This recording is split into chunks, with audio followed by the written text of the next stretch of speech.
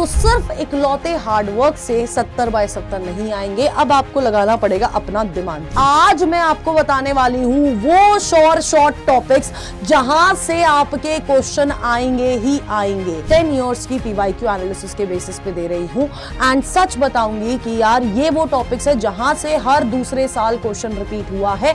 सो ये वो important topics है एंड चैप्टर वाइज मैं आपको ये सारे इंपॉर्टेंट टॉपिक्स बता रही हूं। Hello bio troopers, welcome to NCERT NEET Adda 24/7। मेरा नाम है Bharti and I am your biology educator. बेटा जी, आपके अगर मैं बात करूं बायोलॉजी के एग्जाम में कुछ चंद दिन बाकी हैं। अब उन कुछ चंद दिनों में आपको बिल्कुल हिसाब किताब बनाकर एक सही स्ट्रैटेजी बनाकर चलना पड़ेगा।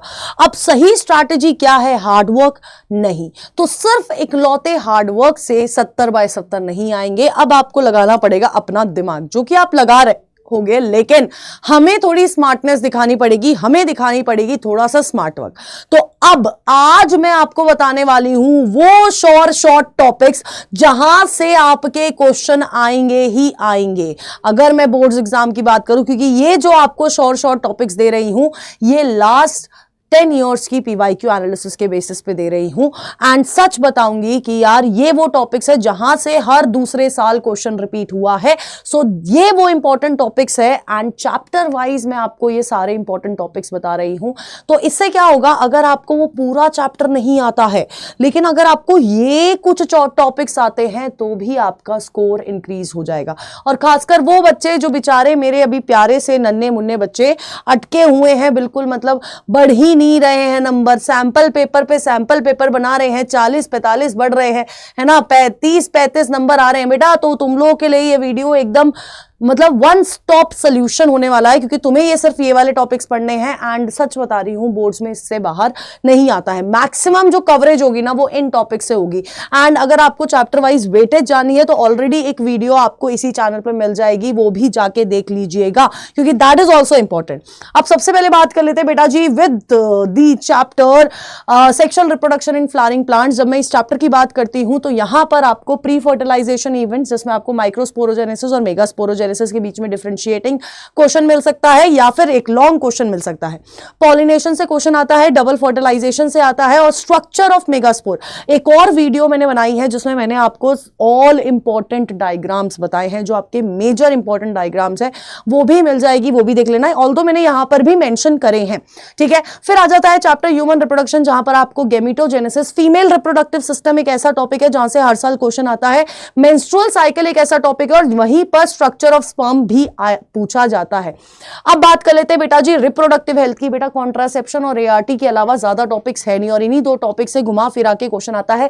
3 नंबर का ये चैप्टर है, 6 नंबर का आपका सेक्सुअल रिप्रोडक्शन, और आपका 7 नंबर का सेक्सुअल रिप्रोडक्शन, और 6 नंबर का आपका ह्यूमन रिप्रोडक्शन वाला चैप्टर है।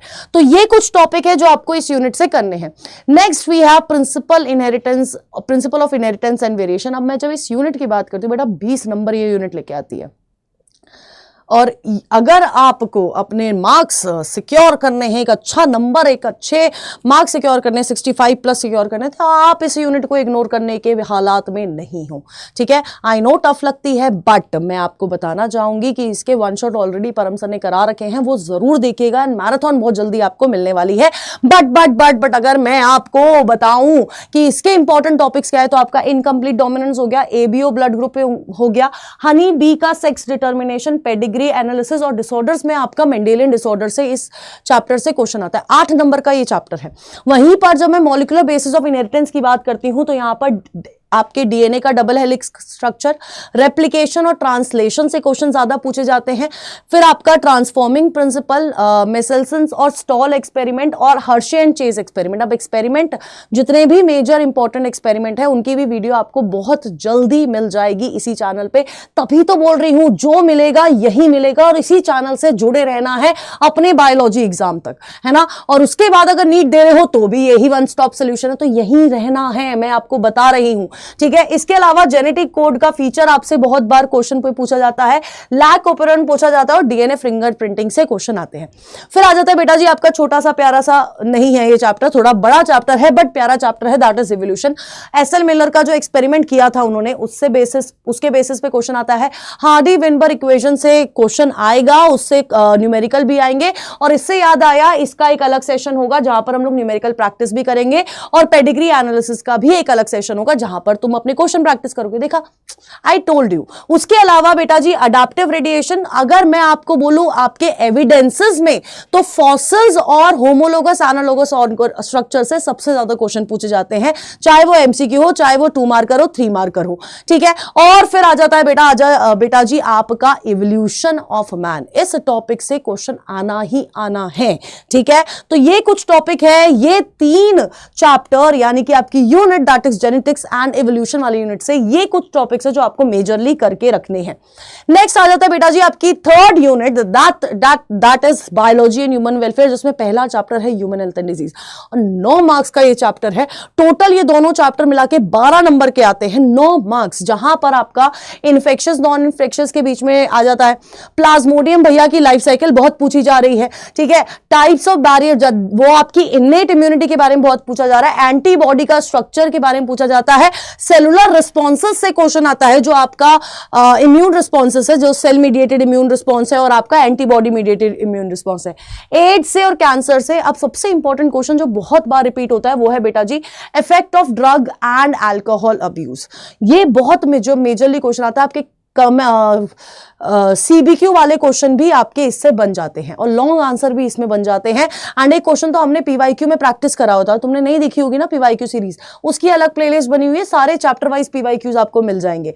तो वो नहीं देखा है तो वो भी जाके देख लो, वहां पर मैंने कराया था कि आपको एक इतना ईजी क्वेश्चन है ना 5 मार्कर में आ रखा था कि आप बताओ आप अपनी हेल्थ इज वेल्थ है तो हेल्थ को कैसे मेंटेन करके रखोगे, ठीक है। नेक्स्ट आ जाता है बेटा जी माइक्रोब्स इन ह्यूमन वेलफेयर वाला चैप्टर, जिसमें आपका सीवेज ट्रीटमेंट, बायोएक्टिव मॉलिक्यूल्स और स्ट्रक्चर ऑफ बायोगैस प्लांट पे भी क्वेश्चन आते हैं। नेक्स्ट यूनिट आ जाती है आपकी बायोटेक्नोलॉजी प्रिंसिपल्स एंड प्रोसेसेस वाली यूनिट। अब इस यूनिट में 2 चैप्टर है, एक प्रिंसिपल्स एंड प्रोसेस, दूसरा है एप्लीकेशन। अगर मैं बात करूं दोनों 6-6 नंबर के आते हैं। इसमें आपका टूल्स जैसे कि आपका रिस्ट्रिक्शन एंजाइम हो गया, लाइगेज हो गया, आपका वेक्टर हो गया, उससे क्वेश्चन आता है। जेल इलेक्ट्रोफोरेसिस और डाउनस्ट्रीम प्रोसेसिंग से बहुत सारे क्वेश्चन पूछे जाते हैं, मेजरली क्वेश्चन इन टॉपिक से पूछे जाते हैं। नेक्स्ट है बेटा जी biotechnology and its application. GMO की डेफिनेशन आपको आनी चाहिए, बीटी कॉटन के बारे में पता चलना होना चाहिए, कहां जाके एक्टिव हो रहा है, कहां इनएक्टिव है, क्या है ये एक्चुअली, क्या आपका बीटी कौन से पेस्ट से दे रहा है ये, है ना, रेजिस्टेंस। फिर आपका आरएनए इंटरफेरेंस, इधर से क्वेश्चन आना ही आना है। और फिर आपका इंसुलिन वाले पोर्शन से क्वेश्चन आएगा और एक बायोपायरेसी से, ठीक है। ऑर्गेनिज्म एंड पॉपुलेशन आपकी last unit that is ecology and environment वाली जो यूनिट है, उसमें पहला चैप्टर है organism and population. Age pyramids, population interaction और ब्रूट पैरासिटिज्म के ऊपर क्वेश्चन आता है। इकोसिस्टम में 2 ही टॉपिक बेटा, छोटू सा चैप्टर है, डिकम्पोजिशन फूड चेन से क्वेश्चन आएगा। फिर आपका बायोडाइवर्सिटी एंड कंजर्वेशन है, जहां पर species area relationship, cause of biodiversity law और एक मतलब ये ना जन्म सिद्ध अधिकार लेके आया है ये वाला टॉपिक, है ना, इन सीटू एक्स सीटू। जहां आप नीट की तैयारी कर रहे हो नीट में आएगा, बोर्ड्स की तैयारी कर रहे हो बोर्ड्स में आएगा, ये क्वेश्चन आना ही आना है। ये जन्म सिद्ध अधिकार लेके इस एनसीईआरटी बुक में आया है कि मैं तो हर जगह पूछा जाऊंगा, तो ये वो टॉपिक है जो आने ही आने हैं। तो अब आई होप आप लोगों को क्लियर है कि ऐसे कौन से टॉपिक है बेटा जी जो आपको करने ही करने हैं विदाउट एनी क्या कहते हैं एक्सक्यूज, है ना, करने ही करने हैं। एंड ऑलरेडी बहुत सारी चीज़ें चल रही हैं। आपका एक डायग्राम बेस्ड सेशन भी हुआ है जहाँ पर सारे डायग्राम्स को एक्सप्लेन करते हुए हमने क्लास ली है, लाइव सेशन था। इस चैनल से जुड़ रहे हो, इस चैनल को शेयर करो, क्योंकि बेटा जी हमारी पूरी टीम ने यही सोचा है। आप चाहे फिजिक्स देख लो, आप चाहे केमिस्ट्री देखो, आप चाहे बायोलॉजी देख लेना, हमारी टीम ऐसे मेहनत कर रही है कि यार तुम हमसे ही पढ़ रहे हो पूरे साल भर, है ना। हर एक बच्चा जो हमारी एक वीडियो भी देख रहा है ना, हम उसमें पूरी कोशिश करते हैं कि आपको 100% हम पहुंचा सके, आपको हर तरह की नॉलेज आप तक पहुंचा सके। So we NCERT masters are working for you. And अब बारी है बायोलॉजी एग्जाम की, जो हम लोग 4 देने वाले हैं, 70 on 70 लेके आएंगे। एंड प्लीज़ इस वीडियो के नीचे ज़रूर कमेंट करिएगा। अगर कोई भी डाउट हो, कोई भी प्रॉब्लम हो, you can reach out to us, है ना, कमेंट बॉक्स में रीच आउट कर सकते हैं, या तो आप मेल कर सकते हैं bharti.singh@247.com पर। And stay tune on NCERT NEET Adda 24/7, my bio troopers. All the best.